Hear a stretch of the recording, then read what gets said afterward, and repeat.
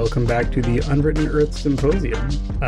I am sitting here with one of your hosts, my good friend Epidaya Ravishal, to talk about tabletop, what did you say? Truly true. To talk about TTRPGs, the truly true role-playing games in their design, play, and etc. And I'm sitting with your other host and my good friend, Nathan Paoletta.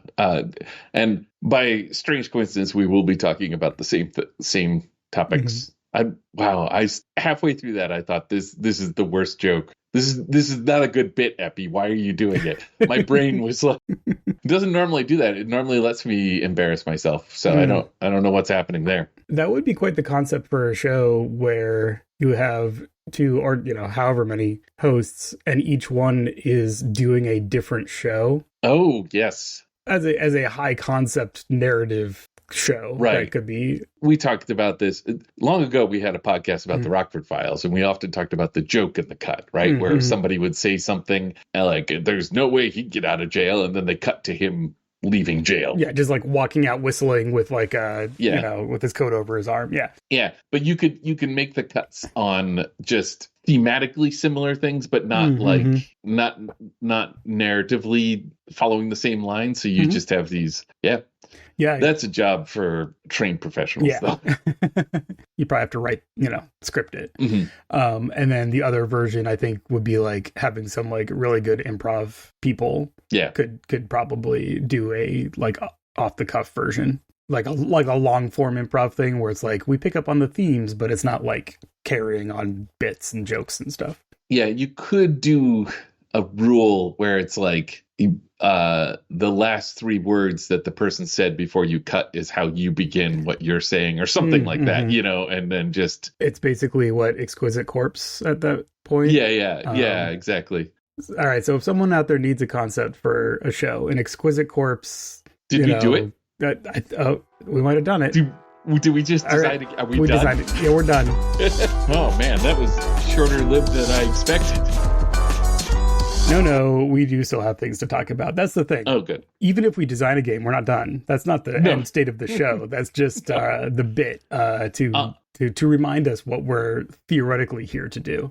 That is actually one of the hard truths about all this, which is even if you design a game, you're not done. I'm just sitting here conceptualizing the Buddha nature of the person who can design a game, put it out, and then just be done and walk away and have like a good life. Well, speaking of designing games, yes, we have some homework that really this is all of our game discovery homework is looking at games, but we bit off we took a big swing with this one, it turns out. So we will go ahead and remind you of what our assignment was here.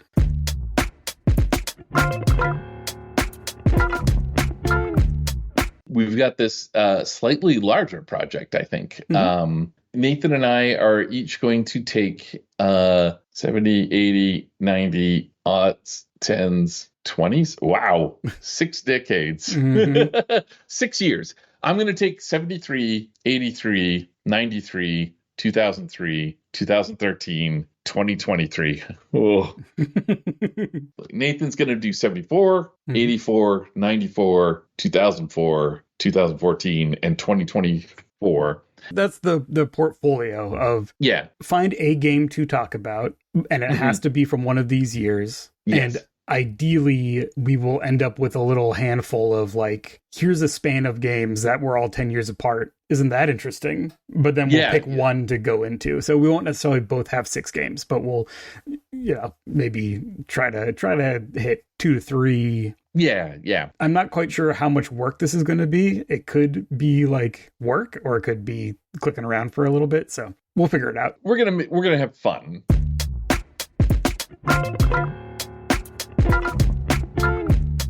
And we're back. We made a slight mistake. Well, in my favor. You played yourself. I played myself. Wait. It's basically D&D 74. Right. Which means your first decade Yeah, You got it. I got a buy. Yeah. I got a buy for the first one, and you had to actually do work. So that's why you played yourself. Well, I didn't find anything 73. I did find non-published stuff that precursor to D&D, but and obviously like D&D probably existed in some. You go back to chainmail, right? And right, yeah. like the version of Dread that anyone has, except for maybe at most 8 people in the world, was published in 2005. In 2000 or 2001, we had a version, and I think it was just like a little pamphlet. It was a very angry pamphlet. But I'm if you do have a copy, please burn it. But I like the D&D and other games along those lines existed in that sort of fashion before it. So this is actually kind of something that I was running into. What is the date? And what is time, man? It's time. But there's something, there's 2 things. There's the slip of like when especially when you get into the stuff where it's like stuff that we were around for, right? Where like your memory of a particular game might be linked to its playtest, and then the actual publication of it is, a year later or 2 years later. So there's that where you're like, oh, I played that game. I remember the time that it was, and then it's like a couple years off because the actual publication takes a while. And then there's like, in the modern era, when does the crowdfunder or Kickstarter start, and when does it end, and when does it actually come out? Right, there's a spread there. So the function is one thing I thought about while I was looking at this, was like the function of putting a date on it is like for this purpose. It's like for historians, right? Right. There's also a purpose for like copyright, like stuff, like there is a slightly legal apparatus that is important to have a date on a publication. But yeah, looking back over time, once you get out of the realm of lived experience and like cultural memory, all you got is that date that's printed in the credits, right? Or that's printed in the front of the book, ideally. And then finding stuff where you have a digital version without delving into the actual, like basically like the metadata about games, very rarely has the date in it. So you either need to find the actual file if you have it. So like it was a lot easier for me to go to my bookshelf and look through books to find the date than go through my like digital library, as it turns out. Same. Yeah, there was some help in like for instance on itch.io, I was able to see when I bought it, which doesn't say when it was published, but it certainly could not buy a thing before it was published. So yeah, how do we want to do this? Do we want to go through each decade and talk about kind of what we picked, and then we'll delve into one specific one once I thought of them as like honorable mentions, kind of like, these are all like games that I find to be a significant thing to come out that year. Should we start in the 80s then? And I'll go first because it's 83 before 84. Or do you want to mention D&D? Well, so yeah, you gave me the gift of 74. I too I wasn't really thinking about it, but we should have remembered because 2024 was the anniversary of both Dungeons and Dragons and the Rockford Files. Right. And here's the thing. Here's my excuse. I was born in the last week of a year. Right. And so I think of like how old I would have been when that happened, which is a lie, except for 1 week. You know what I mean? Because I am slightly older than D&D and the Rockford Files, just slightly. It turns out, and I was assuming I was as old as them, I guess is what it's come down to. Anyway, yes, 1974, Dungeons and Dragons, baby. That's the game that came out that year. Where we all went wrong. So first of all, I think we've been pretty intentional about like, we don't need to talk about D&D. There's plenty of discussion about D&D. There's plenty of stuff you can... There's like at least 2 podcasts about D&D. So like you can find them if you look hard enough. So we don't need to like spend too much time on it, but it is a significant entry into the canon of truly true role-playing games. I have this aversion to publicly bad mouthing, I guess, publicly bad mouthing Creative Works, just because, like, at some point, as someone who put out Creative Works, I was like, oh, that's what that feels like. Okay. Like that. And also someone who works with people who do Creative Works that sometimes I don't care for, or, like it just didn't hit right or whatever. That said, I do make an exception for D&D because it is the it's the weather. It's It's, you can be mad because the weather is bad, right. like that's fine. The weather doesn't care. Yeah. And but I guess what I was saying is I'm not trying to do like a backhanded compliment, but to say, like, up to a point I have loved and hated every edition of D&D. Yeah. That first part is important, right? Like, I've played all of them. Have I played all of them? I've played them all. Some not that much, but I have played them all, and I've, like, been excited about playing them all. Like, I wasn't, like, forced to play them. But then also I got to the point where I'm like, I can't anymore. So it just sits in a very weird zone, I guess is what it is. All right. So moving on. That's the 70s. Well, let's talk just briefly about the 70s, though, because one of the tools I used to sort of narrow down my search was looking online at the Wikipedia timeline of tabletop role-playing game, or whatever it's called. I'm trying to think of the best way to increasingly insufficient tool as time goes on. Yeah. Right. There's fewer games in the beginning, so it can be more comprehensive. But, like, by the time it gets to the 2010s, it just can't, or even the 2000s, it just can't. It can't. I mean, it certainly doesn't capture everything that existed even in the earlier days, because there's so many games that, like, maybe this is a conversation for when we get into the 90s, but, like, there's a whole spectrum of games where someone poured their heart and soul into them, spent a bunch of money printing 1,000 copies, sold 20 at Gen Con, and then had boxes in their garage, right? Yeah. If you got some, send them my way. I love them. But yeah, so the 70s had a lot of interesting things going on because early days and everyone was hacking. And I don't want to, like, just completely dismiss the 70s, but we did each take a year, and we specifically looked at games that we had in our collection. So we are going to skip over them. Yeah. I just wanted to acknowledge that they occurred, and there's a lot of cool game design in there. We'll probably go into the 70s at some point. I can't go through my collection and not hit it. But let's get to the 80s. 1983. Part of my process to do this, I was on the phone with Nat Barmore, co-author of Dread, while this was happening. He has a far more organized collection. His collection is alphabetized, mine is not. And then he also has a catalog by year. So he could, I think is what he was doing. I don't know. I wasn't watching him. I was but it was nice. It was good to have, like, a partner to just, like, look things up as you just call out titles. But my 1983 is Palladium role-playing game. Nice. Yes. If you asked me when Palladium first came out, I wouldn't have said 83, but you telling me it's 83, I'm like, oh yeah, obviously it was 83. Yeah. So that's actually what the reoccurring theme of this will be, is like, oh, huh. All right. So this is Kevin Sabeda, Simbeda. I'm not going to pronounce his name right. Simbeda, I apologize. Perhaps? Yeah. Big Kev, as I think of him. Yeah. This is the game that launches Palladium. I mean, I assume it's a titular. I actually have, the copy I have is not from 83. The copy I have is the 8th printing in 1990.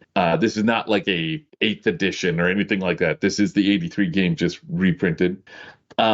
I'm not going to go into it too much because we have a lot of games to get through here. But I'm showing Nathan a page titled Power Circles. That's just a bunch of sigils drawn, circles with symbols in them. That stuff. Give teenage Epi something to just draw over and over again in his notebooks while he's in, like, geometry class or something like that, then yeah. The Palladium system sort of just permeates all of the Palladium games. So, like, what comes out of this is you get Rifts, Teenage Mutant Ninja Turtles and Other Strangeness, the Robotech role-playing game from that era, the Heroes Unlimited, Ninjas and Super Spies, Beyond the Supernatural. Just basically very D&D like game. Yeah, just thrown across all these things, and I have almost all of these.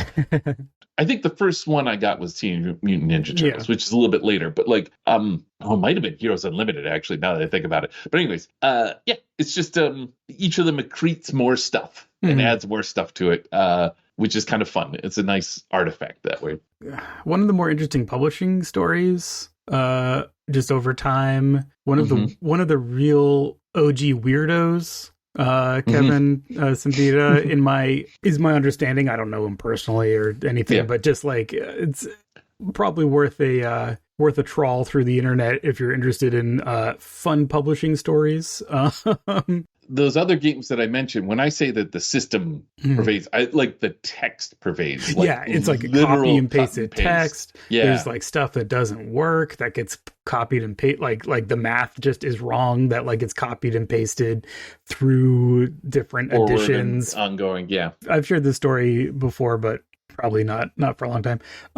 But one of my touch points for Palladium is that the game store that I worked at when I was in high school, we had one display rack of Palladium products, and they were all lightly covered in dust because nobody ever bought them. It was just this one rack against the wall, and I worked there like once a week or something, like one weekend day, so I was there, and I was also there I was mostly, playing Magic there, right? So I was in that store pretty regularly, and at some point I was like, I don't think a single one of those books has moved in like the year that I've been coming to this to this store on the regular. So there's this thing in my mind where I'm like, these exist and someone is buying them because this company has been around for a long time, but apparently no one here. I mean, I'm buying them. Yeah. Actually, I worked in a comic book store in the 90s and often would recommend role-playing games that just sat on the shelf forever and ever because of like, it's always hard to even if people are into role-playing games, there's certain niches that people are trying to scratch. As long as we're telling tales. Like the reason I have, I think, the entire run of their Robotech stuff, and the only reason why I have that is because an older student in my high school showed up at my door with them, and he handed them to me and said, my friends only want me to run this for them, and I'm sick of running it, so I'm telling them I've lent it to you.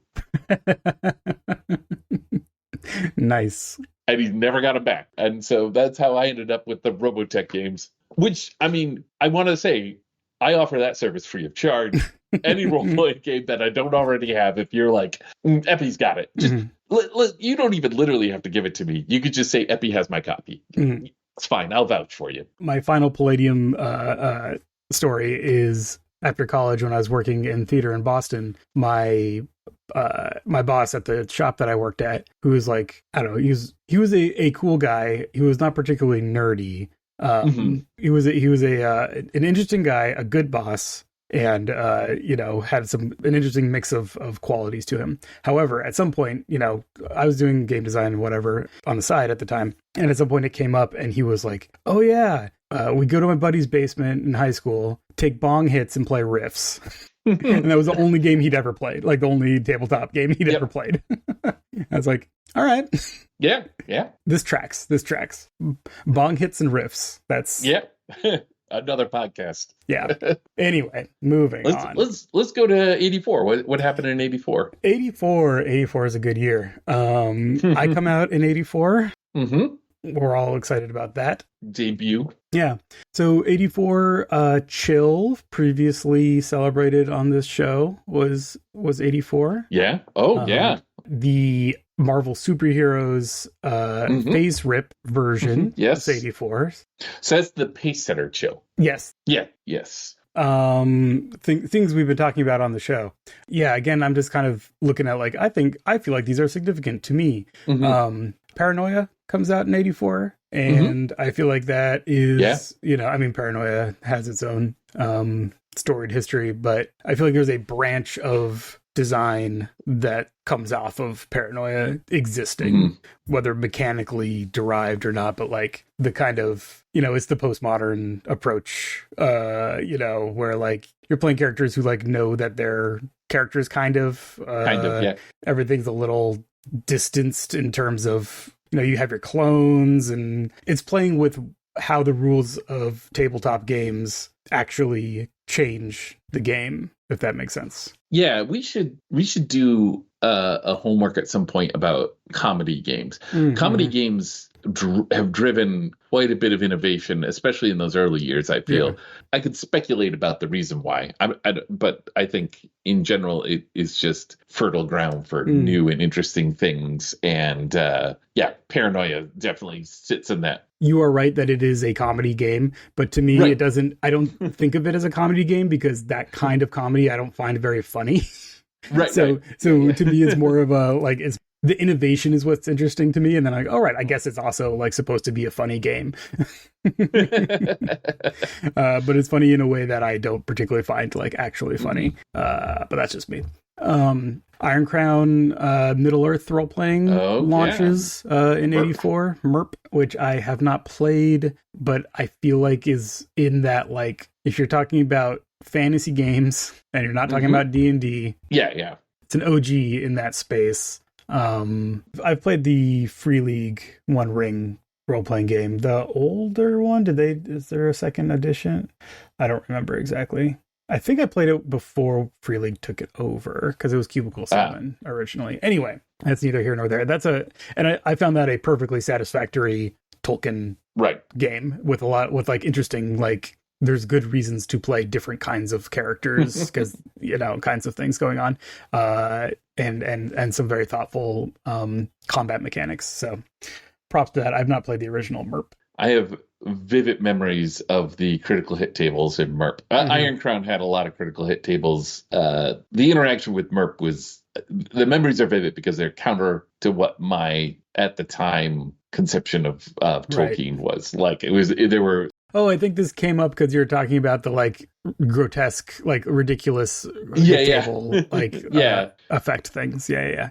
An honorable mention to the Adventures of Indiana Jones game, mostly in its incarnation as turning into the trophy for the Diana Jones Award, which is significant to our community, at least has been significant to our community. I have a copy sitting around here. Oh, you do? Yeah. One that was not destroyed. Yes. The story with that is the game sold so poorly that TSR ended up destroying their inventory to write it off, and I guess burned them for some reason. And so there's a burned fragment of the cover that says Diana Jones from the Indiana Jones, and it's preserved in acrylic, and that is the Diana Jones Award trophy. If you didn't know, now you know.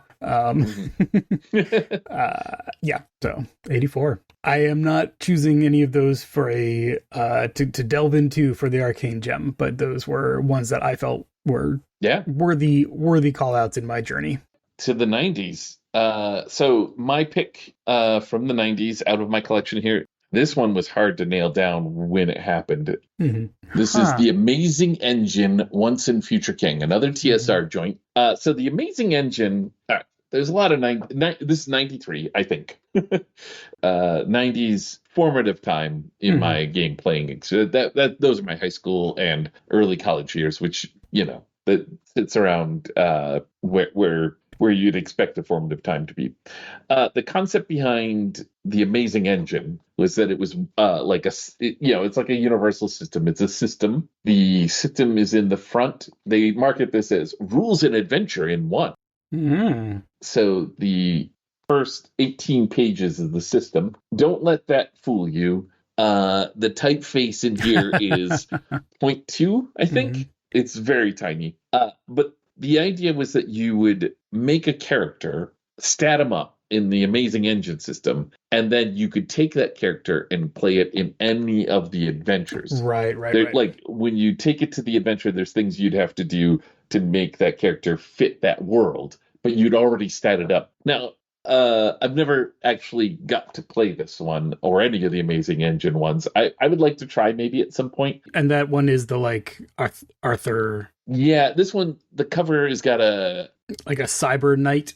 yeah, a knight with a plasma lance on a horse, a robot horse that like hovers. Mhm. I mean, that's why I bought it, I think. I mean, I Mhm. can't imagine seeing that cover and not driving. So, it's like future Camelot kind of thing. But these are rules with like carrying capacity. They have 18 pages of rules and they dedicate inches of column space to how much you can carry, Mhm. as was the fashion at the time.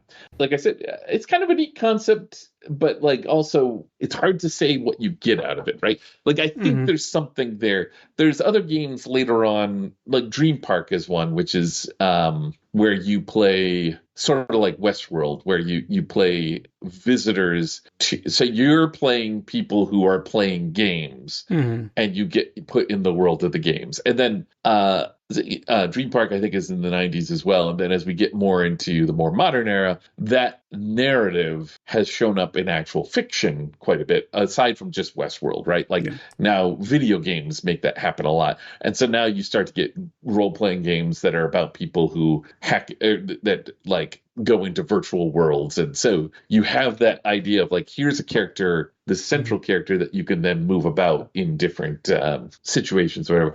And that part has stuck with me. Not that narrative. I'm Mhm. not too compelled by that narrative, but I do like the idea of, obviously, I like the idea of crossing worlds. We've been doing a lot of thinking about that. But Yeah. like the idea of making a character and then like throwing them in a different Yeah. world and Yeah. having that shift the character somehow or whatnot. So it is compelling in some respects. And Mhm. I don't know why I never played it, other than at that time I was buying a lot of games and my friends just wanted to play D&D. Right. I think we were playing a lot of chill back then, actually, so that Mhm. might have been what we were doing. The game and adventure in one thing is interesting because that kind of like comes full circle in the 2000s, where Right. like a lot of our games start to be articulated as, think of it as an adventure, but it has like, but the rules are for just doing it. So like the Mountain Witch, Yeah. right, is kind of the Yeah. example of this to me, where it's like, this game is, you can think of it as an adventure. You're Ronin samurai going up Mount Fuji to face the Mountain Witch. That's the adventure. But instead of that's an adventure for a game, all of the game rules are bespoke for the scenario, right? And then that just becomes a game. We don't think about that division in that way.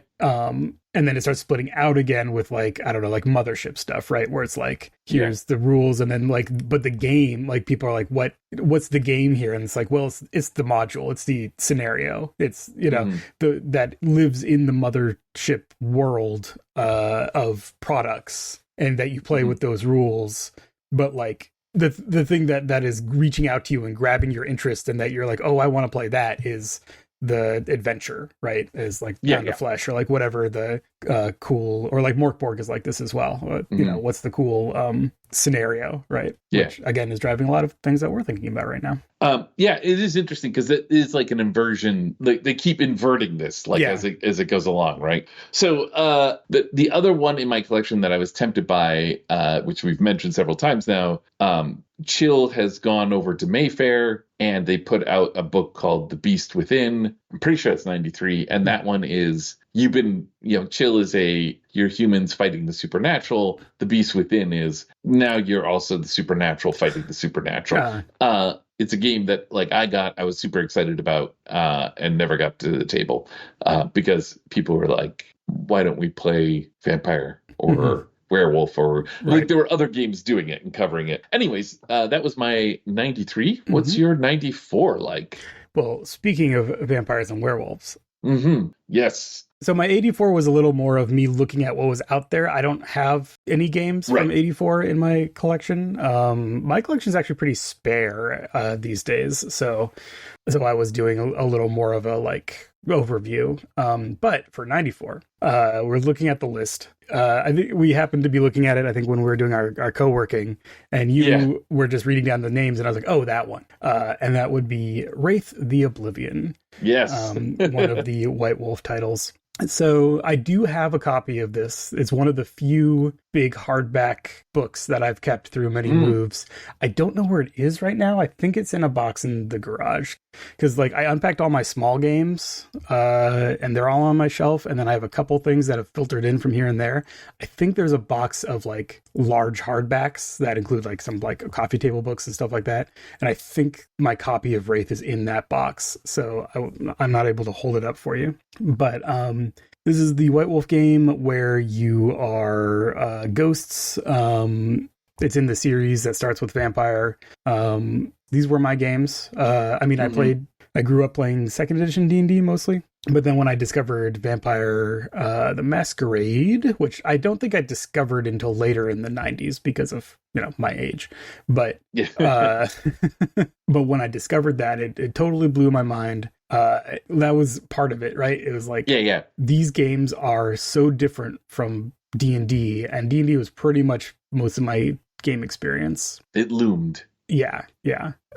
So I made a hard turn into the White Wolf stuff. I collected a lot of those games. I enjoyed many of them. Wraith was so compelling of a concept for me, which again, this is all mixed up with high school teenage angst stuff, right? Like that's I was the right demographic. I'm a little younger than the people making these games, but I'm in that generation that's about this, about this life.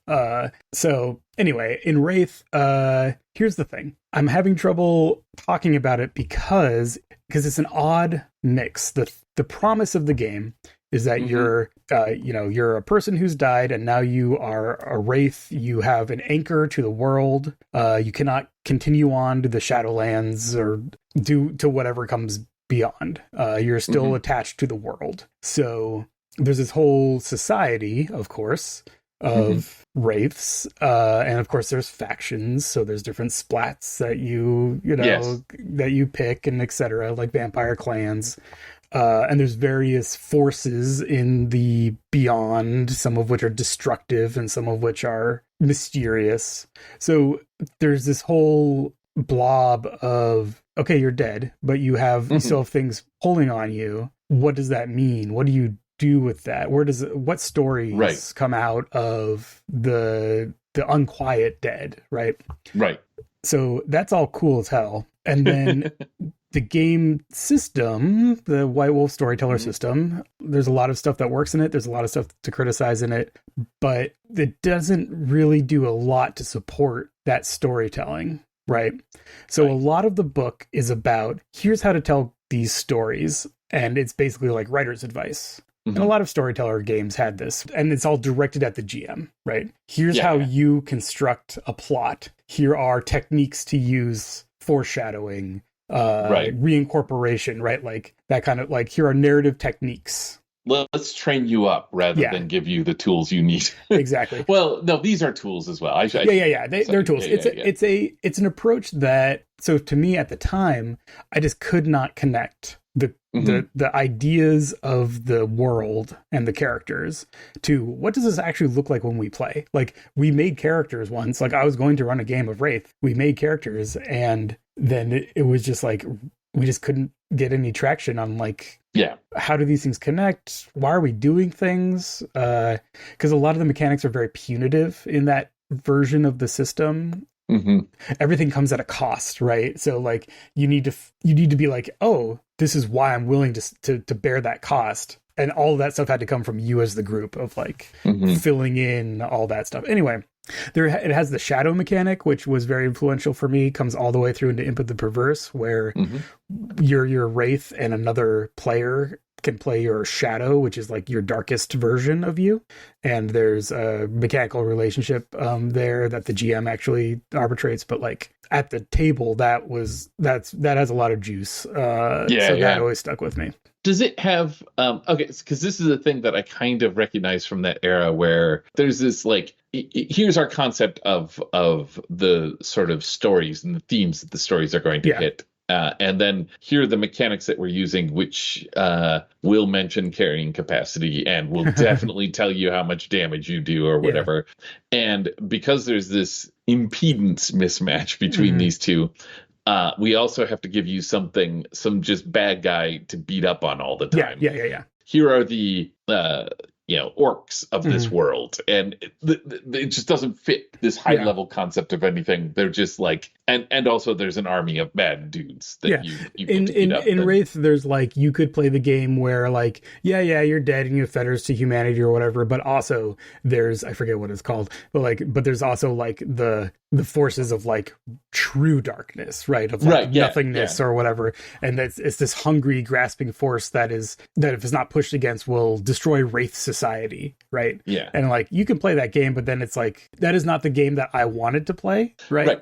Ghost people fighting for your own survival. Like, I mean, that's a cool game, but that's not the one that I was interested in at the time. It's just like a phenomena that I noted from that period where it was like, we have this concept, and then because we're using damage, here's a thing you could do damage to. Yeah. Damage has nothing to do with our concept, but here you go. And I've seen a lot of games of that era that were trying to tackle that, kept doing that. And I was like, It was one of those unexamined assumptions for a lot of games where it's like, well, you have to have damage, you have to have hit points, you have to have a GM, you have to have levels and experience, you have to, like, all these you have to's that were just embedded in almost everything to a level that's hard to. It sounds like this is being unfair a little bit because of how that has cracked open to such a degree. It's super fun to see the exploration within those constraints. Yes, But those constraints are artificial. And unexamined in most of these games. Yeah. Or if they are examined, it doesn't come through in the play material. Yeah. Anyway, I guess I don't have a particular Arcane Gem to pull out of it, again, because I wasn't really able to review it. The shadow thing, is, again, been something that always mattered to me. But that's my number one with a bullet from 1994. Yeah. Like, I think each of us is picking one game to do an Arcane Gem study of, and mine's yet to come. Well, speaking of yet to come, 2003. So this one was a little harder to find than I expected. Like 2003.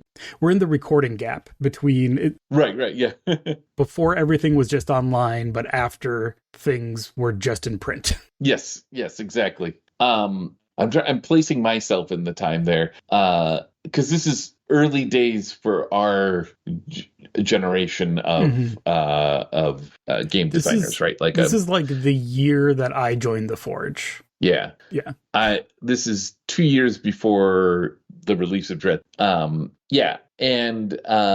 so there's a lot of interesting things happening, but also I think a lot of things are just D20, right? We're getting into a lot of D20 games. There was a boom glut bust cycle with the D20 stuff. I think this is boom/glut era. Maybe? Yeah, I think it's before the bust. Yeah, but like I would have purchased a lot of these games during the bust, right? Like, because that would have been the bargain bins at the at cons and stuff like that.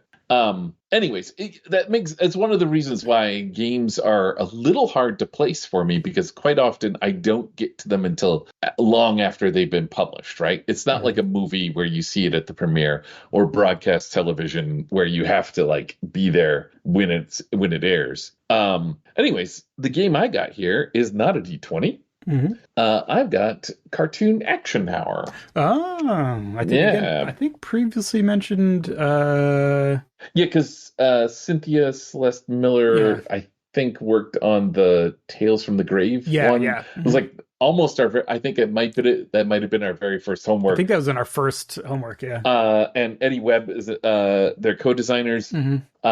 I picked this up largely because of our previous homework, right? This is a game that I have never got to play. and I would like to, but I would like someone to run it for me. I want to play a cartoon hero. I mean, I don't mind. I wouldn't mind running it at some point or whatever. But like, I definitely want that. Like, I would love the joy of making a character and going over the character options and like really investing in who my cartoon hero is. Oh my God, it's just filled with lots of this is good podcast material where I just show Nathan artwork from these games. King Crab. It's got a lot of like fake toy and cartoons from the 80s throughout it, and that hits. It very much hits.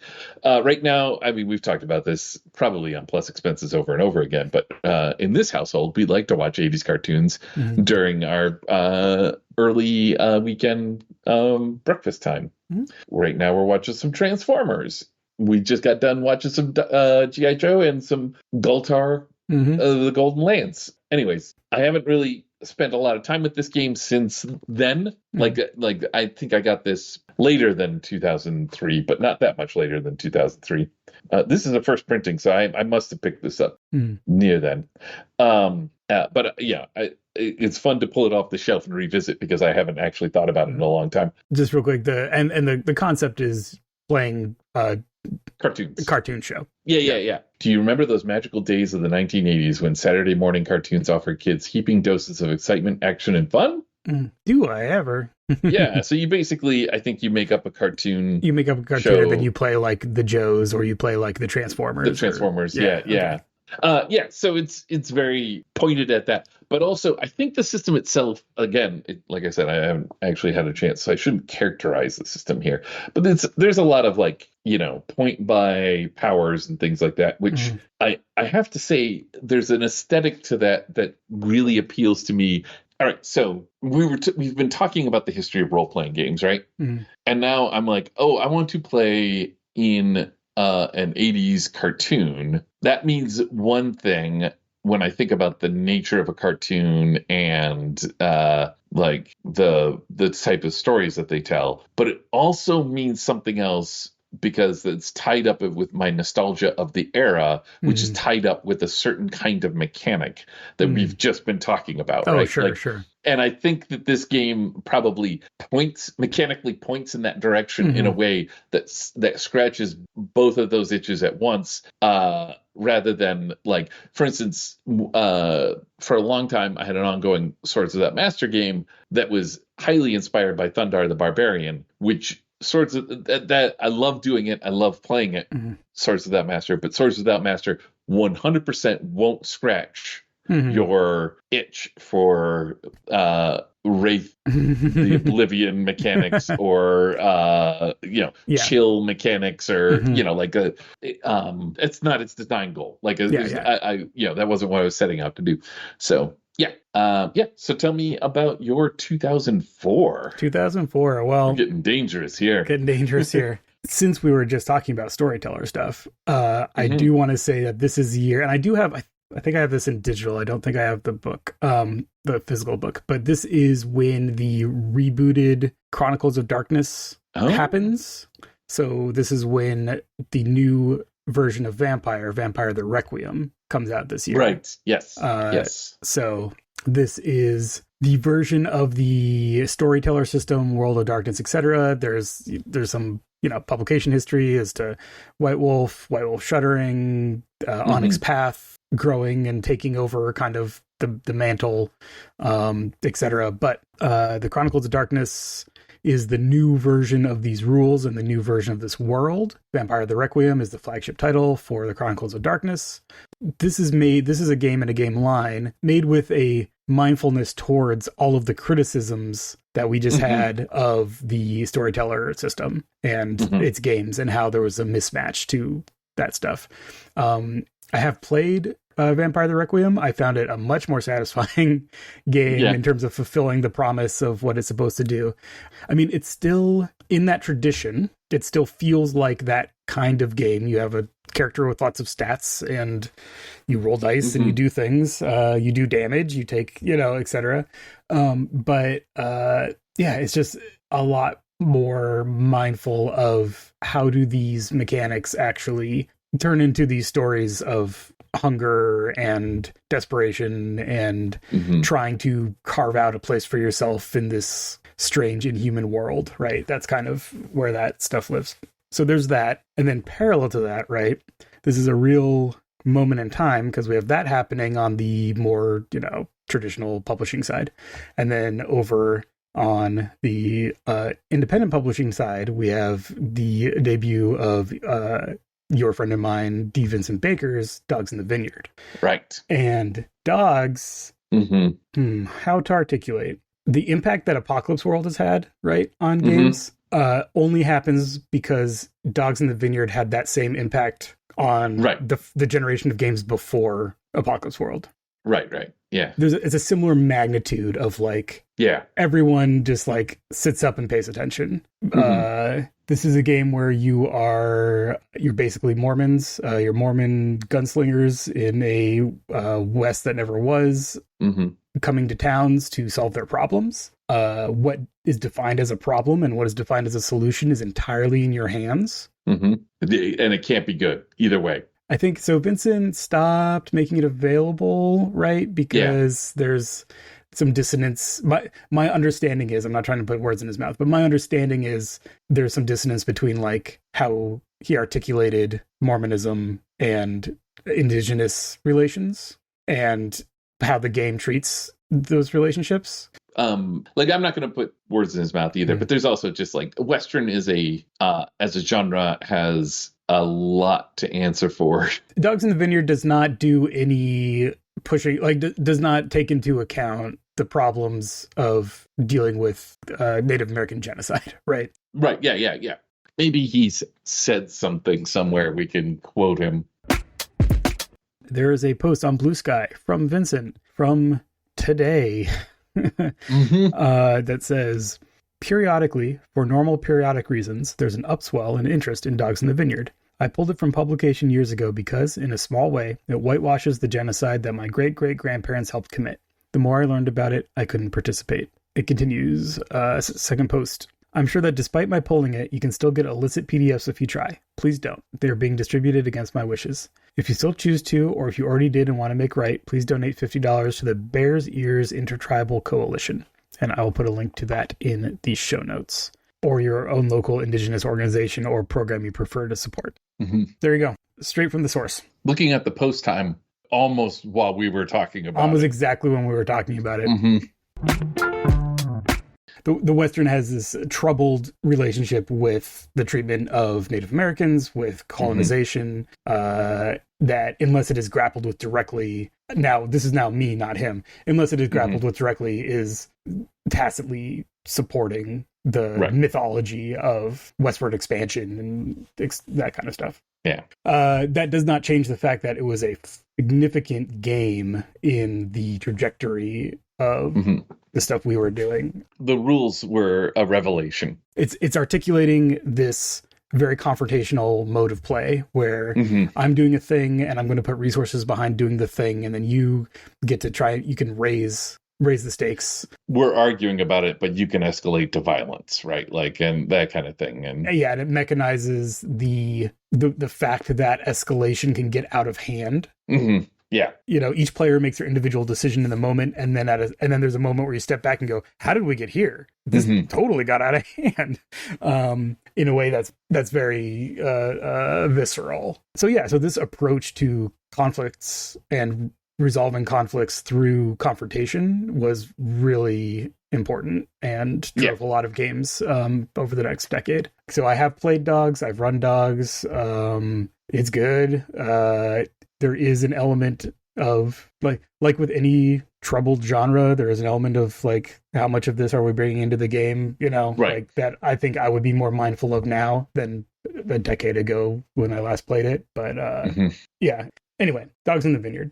So that's 2004. We skip over Dread. We skip over our formative years. We skip over Dread. We skip over Carrie. Yeah. We skip over Annalise. The whole Design Matters situation. We skip over Design Matters. And then we're into 2013. this is where I've picked a game that I've played quite a bit. I picked a game that I am a big fan of, and that will I'll have my Arcane Gems from. Hmm. So, are we ready for that? I'm ready. That game is Myriad Song. Mm-hmm. Longtime listeners to the show who've been with us for all of 3 months will know that I enjoy Sanguine Games. Sanguine is the company that produced this game. Like I said, 2013, Myriad Song is a sci-fi adventure, role-play adventure in 10,000 worlds. You're basically playing space explorers in a world that was once under the control of a vast space empire that is now crumbling and disappearing. It is, I'm trying to think of like a good way. The world itself is like a fun, I guess what it is it like it's got some unique flavors to it, but it's not so unique that you couldn't just pitch your friends with like, hey, we're doing a Star Wars. So your space adventures, I think Star Wars is a good theme for it. You're not necessarily doing a rebellion all the time, but it sort of fits that tone. There are alien species that you get to play, or humans if you'd like, or robots. Sweet. There's a nice sort of collection of them. Now, Sanguine Games is known for doing a lot of anthropomorphic games, and there are like anthropomorphic dog aliens, and there are anthropomorphic dinosaur aliens, and there's like a little bug alien and whatnot. But like, I would say that their anthropomorphism allows them to figure out a good way to do species in kind of a nice coherent way. This game itself isn't like, I wouldn't characterize as anthropomorphic. Although now that I think about it, there's also tarantula aliens. So I guess it is. But there's other kinds. Symbiotic aliens. Anyways, I'm trying to decide what to talk about mechanically. Mechanically, you have these traits that are dice that like your body, mind, speed, will, I think are the four main traits. And you assign a die to it, a die size from D4 to D12. And then you have skills. Those also get dice that are in that range. I like your career as a trait, which is just like a thing that you do. Like maybe you're, I'm going to grab actual careers from the book. Thief, pilot, mercenary, refugee, bravo, engineer, that kind of thing. And then your career, you assign dice to it. You include it whenever you roll certain skills. It also gives you some gifts. Gifts are like little mechanical, they're like feats and powers and that kind of thing. We all know what's going on here. And when it comes to rolling, you collect, like, you're going to roll your will and your tactics dice. I don't know if that makes sense. I was just looking here. And so you would, take the die you have for will. You take any dice you have in the skill tactics. You take any dice that belong to a career that includes that. You roll them all, and you're looking for the higher number, and you're comparing it to your opponent's roll. You're seeing how many dice roll over it. It's pretty kind of straightforward that way. But what's nice about that is that, like, all the careers are like, here are 3 skills and here are 2 starting gifts. All the species are, here are 3 skills and here are 2 starting gifts. And all the backgrounds, which is another thing you get. Wait, I might be mischaracterized because, again, it's been a while since I've played it, but this is generally how their games work. Yes, it's 3 skills and 2 starting gifts. And then you have your upbringing, whether you're in like a derelict world or a high-tech world, and blah, blah, blah. It's a nice way to just kind of say, here are the most important bits about that, and then the rest you can make up and it can go your way, right? Like, we don't have to fully flesh out what it means to be a pilot, because there's a lot of different ways you could be a pilot. But if you're a pilot, you're going to have the skill that allows you to fly. And here are 2 gifts that you might want. The Arcane Gems in here that I want to kind of point out is like, the first one is this advancement system where you have, as you go along, you gain experience points that you can spend on things like getting more gifts or, doing that. But also by accomplishing goals, the GM gives you these gifts. you can buy the gifts with your experience points, but the GM also is like, hey, here's a gift. Mm-hmm. You helped out like a group of homeless people that were surviving on this giant space station. So I'm giving you the gift of being known to them, right? Okay. Like there's a special gift that lets you, I think, I could tell you the actual words for it, but I don't know off the top of my head. So you have that gift. It's not a particularly powerful gift, but it's there for you to use while you're on that space station. And at any point, you can be like, okay, I want to turn that gift into experience points because I want to buy a different gift with it. Okay. Which I think is this nice way of co-building the character as you go along. Like the GM is like, you did this thing in the story, so it makes sense that you would get this one gift. And you're like, yeah, I think I will have this gift for a while, but then that's not where I want to go with this character, so I'm just going to turn it into something else. The way I think Myriad Song works is that when you turn those gifts in, they don't turn exactly into the amount of points it costs for, like, I think you trade 2 gifts in to get 1, but it's fine. Sure, like sure, there's sure. like I said, the utility of the gifts aren't like highly tuned. Some of them are just generally better than others, and the ones that the GM's going to give you are more like focused on particular groups or areas, like so you go from being like highly specialized to like generalizing it or turning it into something else that you want to do. The appeal here, as you're explaining it, is kind of like not having to be precious with exactly what you pick or Yes. exactly what is going to be the best match for, like, there's not the same kind of optimization that you might look for with like a feat or something like that, where it's more of like a permanent part of your character. And there's this aspect of rolling them over that also indicates movement in time across different situations. And like, we don't spend any time on the ship anymore, so my gift about being a great navigator or whatever isn't actually helping me, but I've rolled that into being a great diplomat because now we're on these space stations and I'm talking to people all the time. Exactly. Yeah.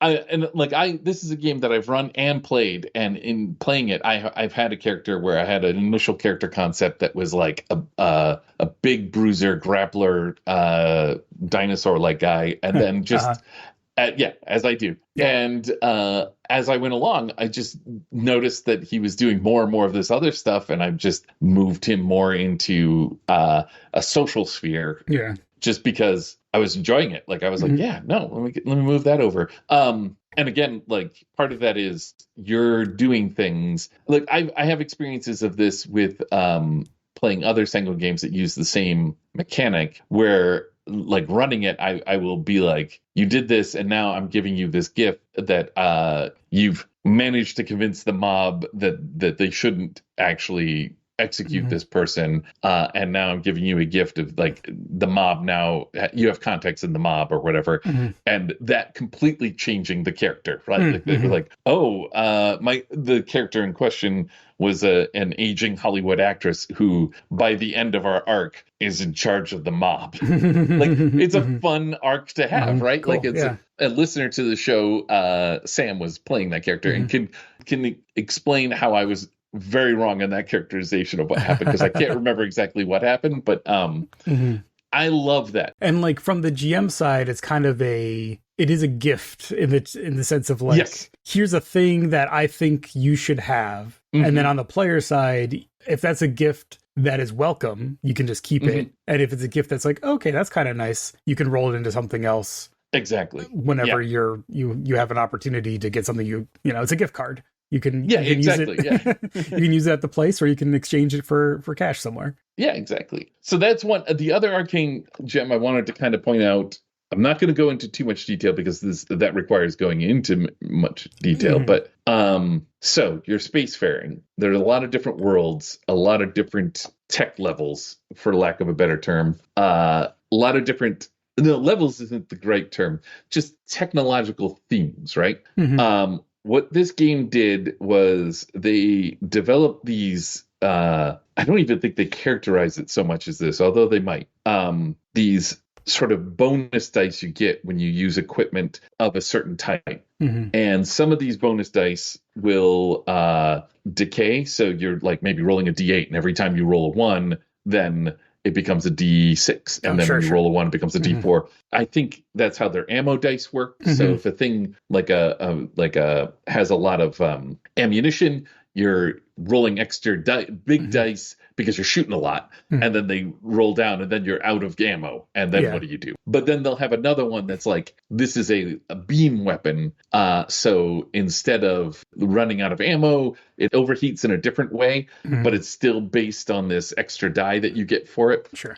They have scrounge weapons, which are just like from worlds that are just like post-apocalyptic, and again, you get these dice, and then the thing falls apart. Yeah. So you get like this big like piece of rebar sticking through a chunk of concrete that does just a ton of damage until that very poorly fashioned but very gnarly weapon falls apart. And it's just this really neat way to just be like, here's a world with just bow and arrows, and here's how they work, that for the most part works like everything else except for how this one die does things. And here's another world that has swords just like that one, but those swords are made of song, and that's how they work, you know. And it's a nice way to flavor these things. So that in and of itself is just like a neat thing. But then on top of it, a lot of these things cause moments where we've talked about this before, but like you're shooting your machine gun and they're shooting their laser pistol, and their laser pistol has to go into a cooldown, and you've run out of ammo. What do you do this round? Yeah. You talk. You're like, hey, nobody here wants to get hurt. What if we negotiate? And I have found in running this game, which is of the style, more of the style that we were talking about from the like 90s and stuff, where it is concerned about like damage and things like that. You end up with like a lot of times you just end up in negotiations or like in these sort of fights where it reminds me a bit of like Rockford File moments where it's like, everyone gets a little tussled and they throw into boxes, and then they're like, okay, we see how this is going. Right. Neither one of us want to go in that direction. What do we do about it? And this game, the way these things work, they give you those pauses where you end up having those discussions instead of like just where the most optimal thing to do is to just hit again. Cool. That was my 2013. Yeah. What's your 2014? I too am pulling my Arcane Gem from this year. Good. 2014 again, just because it happens to be right on target. We get D&D 5th edition. Oh yeah. 40th anniversary, right? Yeah. So they roll that out, and I think that's significant in its own way. I don't particularly need to go into it. In terms of games that I have that are in my collection, The Clay That Woke is this year. I've talked about it a lot. I'm thinking about Minotaurs. I'm Sega pilled. I always forget that it's from 2014 because it still feels fresh to me. Right. Honorable mention there. But what I want to talk about is a game from Design Matters alum Tim Kopang, Mars Colony 39 Dark. Yeah. I continue my pattern of deep cuts with my homework. I just want to inform our listener audience, gorgeous cover, just this red sphere in darkness. But what's important is the vast amount of Post-it notes and tabs that Nathan has sticking out of this book. Yeah, this has definitely been a well thumbed through. It's in conversation for the design zine. So. Oh right, okay, yeah. And it is in fact a sequel. To the original Mars Colony. Yeah. Okay, so it is a standalone game, but it is a sequel building on the original Mars Colony, which was 2010. One of the coolest things about 39 Dark is how it incorporates and advances on Mars Colony, but I don't need to talk about that to talk about 39 Dark.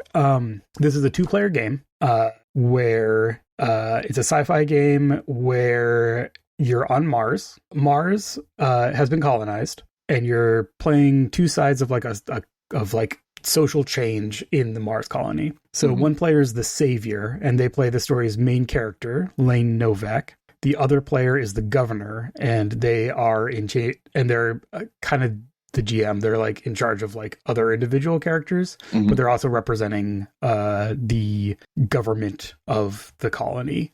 It is one of those like it's all a GM. You have to like get the whole thing to get what the gem is like it's a game where it's an adventure that's a game. right, yes. And yes. you the progress of the game will track the savior's attempts to agitate for change and the governor's responses. And it is non-deterministic. There is a possibility of failure. The mechanics are very finely tuned to make it so that you really have to play to find out. Like you are going to have to see how the dice fall. You know, you play through a series of scenes. The savior has things they do in scenes. The governor has things they do in scenes.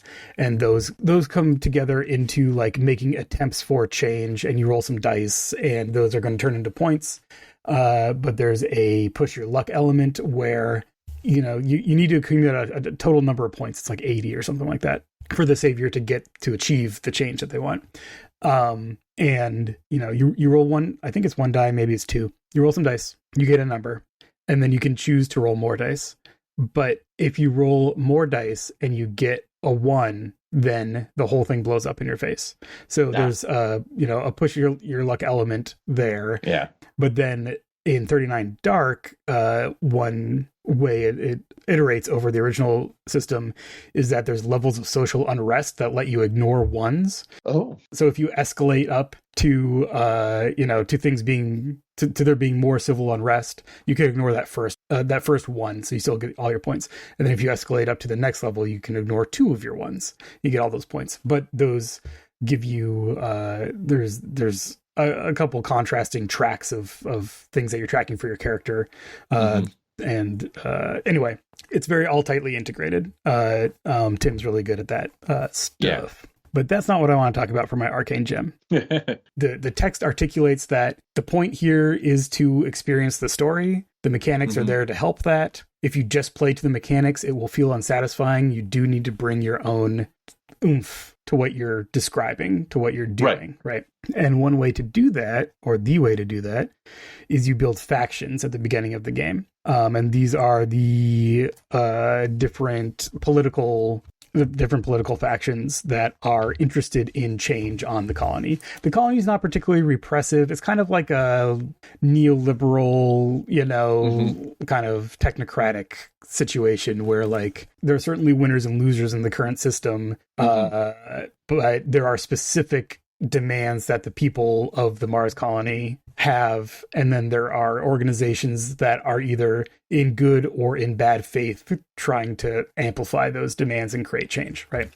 So those are fringe groups, and what you do to make your groups, I'm just going to call them factions. So you're always going to have 4 factions: Gold, Steel, Scarlet, and Midnight, right? So those are like the Steel faction, the Scarlet faction.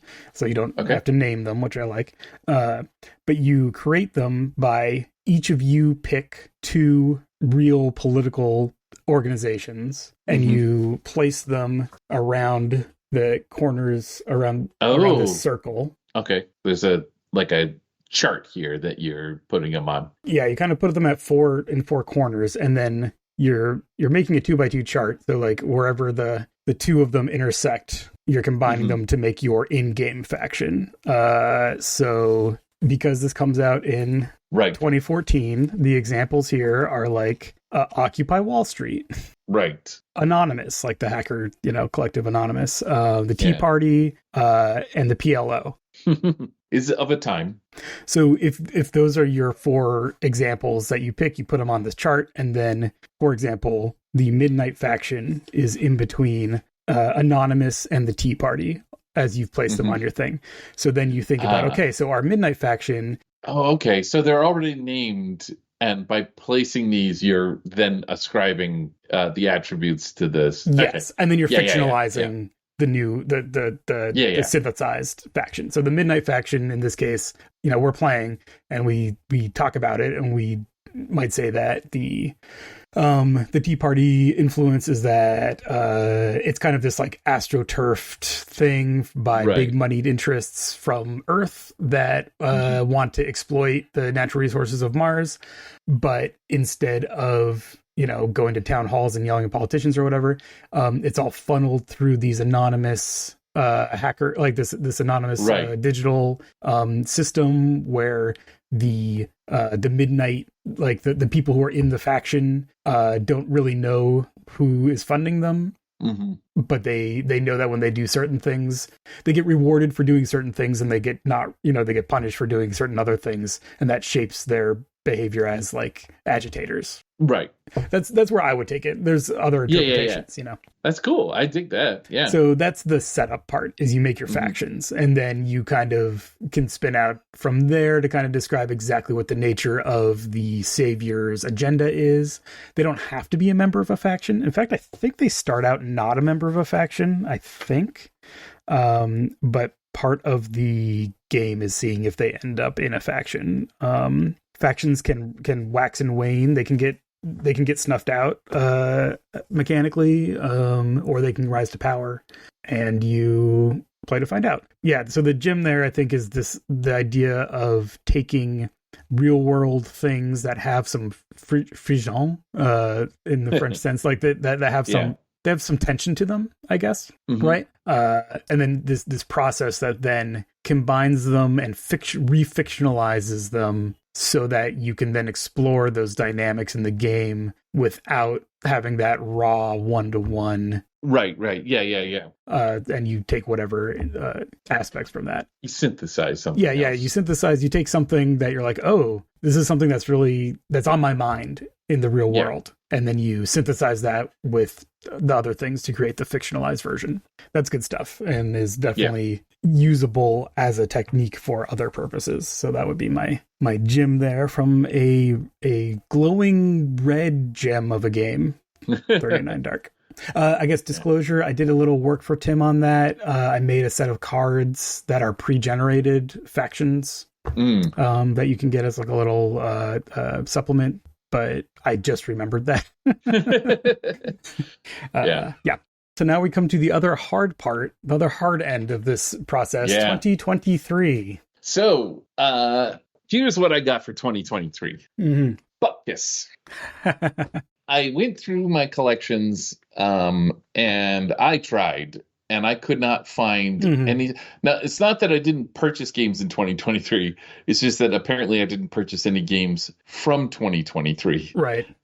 I dug through everything I could find, and then this morning I remembered that I'm a patron. I'm on Patreon, and clearly some people have published things in 2023. So the best I can do here is to say that there was probably some games that came out from previously mentioned Vincent Baker, Meg Baker, the whole Baker House band or whatever, that I have access to via Patreon, that like don't seem to fit in a time, because I know about the games before, they're my neighbors. I talk to them about, like, we were talking about this at the top. There's a lot of these games where you're like, I don't know the actual year because I play tested some of these, or I like was in conversation with them when they were first making them. I don't remember when they eventually released them. I don't think of my friends' games as being released. Right.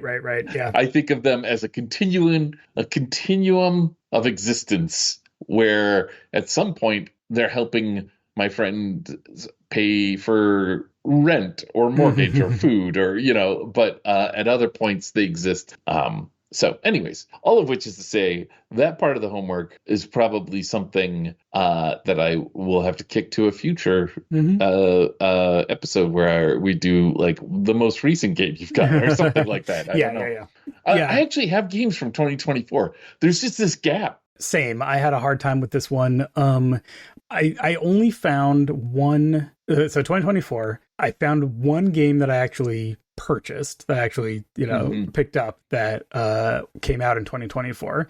But it was a game that I did play test. It is a game called That Rug, a game of midnight investigations. It is by my co-designer, co-creator of One More Thing, Stephen Winchell, and friend of it. I vaguely know him, but friend of Stephen's, Grayson Davis. You're kind of like Scooby-Doo-esque, like kids who get drawn into something that has invaded your neighborhood and is hatching a diabolical scheme, and you have to stop it because it's happening tonight. Yes. And part of the deal is that it's inspired by those playmat rugs that kids have, where you like have a little map of a town and you can run your cars around it or whatever. Nathan's showing me a 2-page spread of just such a map. They made some full-size color ones as part of the Kickstarter. So Simone has mine from this in her like play area, because it's that size for playing with like Hot Wheels toys on and stuff. Anyway, part of the mechanics are about how you move from place to place and how that affects the ongoing plot of the like whatever is happening. That's cool. Yeah. So that's pretty cool. It's kind of like on the lighter fun end of the game. It's one of those like here's an idea I never would have had. Cool fun things. That's fun. So that's the only game that I got in 2024 that came out in 2024. Yeah.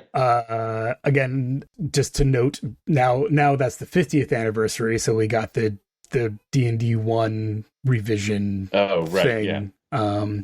And I think another significant game that I do not have is Yaziba's Bed and Breakfast. I feel like that has been a significant entry into what's going on these days. I think we might have that around here somewhere, but I too found this big dip. I was like, oh right, I stopped buying games for a couple of years, like because it was like pandemic, kid, moved, a lot of things happening. Sales have been bad. Yeah. I have almost nothing that I actually like bought from like 2021 to 2023. Like it's just this big like, yep, I just wasn't spending money. Sorry guys. Sorry friends. Sometimes that's how it goes. So yeah, that was an interesting realization there. But yeah, that's my final entry. Maybe in a couple of years we'll be able to look back and pick up some more stuff. But it's been a fun adventure over the decades. This is, I think, correct me if I'm wrong, consumed our entire episode. I think so.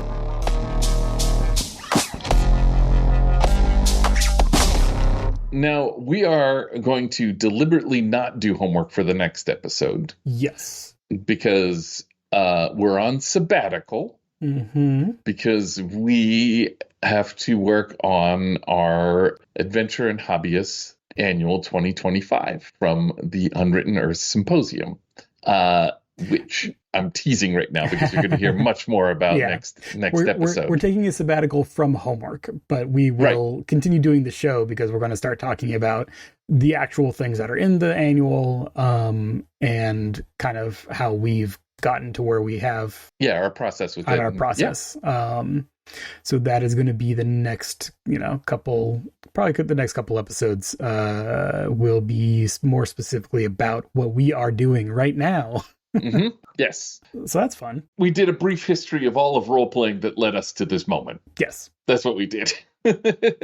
Well, on that note, I suppose we should go ahead and get back to work, by which I mean we'll get to our plus expenses, where we talk a little bit about the work we've been doing, I think. Yes. The backstage stuff before we get back to the main stage. But until then, we have done this podcast. This podcast is the Unwritten Earth Symposium. It is by us. Go us. You can find all of our links at unwrittenearths.com. That includes links to the Discord, where you can join us to talk about, right now we're talking about conventions a little bit because of our last episode. You can join our Patreon and get plus expenses. In addition to, I will say, patrons will get the annual in some form without having to back the Kickstarter that is coming down the line. So you don't need to double dip there. You can be a $3 patron and you'll get the digital version, or the $7 patron, I think, will get you a print copy when that comes out this summer, as far as we know. In addition to access to plus expenses. What else is there? We also are, there's a link to our mailing list there as well. You can sign up. We will be sending out our first mailing list things soon to tell people about the annual, I believe. There's also a link to the pre-save Kickstarter page where you can click the remind me button and then forget about it until we launch, and then it will remind you. That number is it's nice when that number goes up because it gives us a little vote of confidence in what we're doing. So if you are on Kickstarter anyway, maybe take a look and click on that link. Give us a little number to go up to help boost our confidence. We'd appreciate it. You can also send us an email through the link. These are all the links at the website. You can also send us an email with any show feedback or leave us feedback by commenting at Discord or on the show posts at Patreon. I think those are all the main ways. We're going to be setting up our store soon, both with a preview for the annual and a couple titles that we're bringing under the Unwritten Earths banner, so you can stay tuned for that. And yeah, I think those are all the main points to get across. Our music is by Will Yobst. Thank you, Will, from will.com. That is all of the credits, I believe, that I usually say at the end of the show. And now... But we already know that we don't need to say the last question because we did it at the beginning. Right? Because, Epi, have we made a game? We may have. That's a possibility.